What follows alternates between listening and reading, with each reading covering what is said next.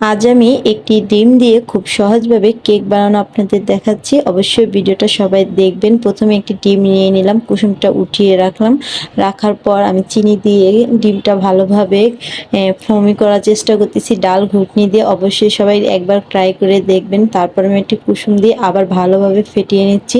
1 cup তেল আমি এখন দিয়ে দিব, সাথে আমি ভালোভাবে মেখে নিলাম। এখন আমি ছাঁকনি দিয়ে সুন্দরভাবে চেলে 1 কাপ ময়দার সাথে একটু বেকিং পাউডার দিয়ে দিব, দিয়ে ভালোভাবে এটা আমি মেখে নিব। আস্তে করে নিতে হবে যেন বেটারটা ভালো থাকে। অল্প একটু তেল দিয়ে আমি বাটিটা ভালোভাবে মেখে নিচ্ছি। নেওয়ার পর আমি একটা কাগজ দিয়ে দিলাম। এখন আমি বেটারটা ভালোভাবে চারিদিকে যেন ভালোভাবে বসে এজন্য করে দিচ্ছি। এখন বাটিটা আমি চুলার আঁচে রাখবো 15 মিনিট হাই হিটে রেখে দিব। আমি 35 মিনিট রাখবো, তারপরে আমি এটা নামিয়ে নিব। দেখুন কত সুন্দর আমার কেকটা হয়ে গিয়েছে। একটি ডিম দিয়ে কি সুন্দর একটি কেক বানানো আমার হয়ে গেল।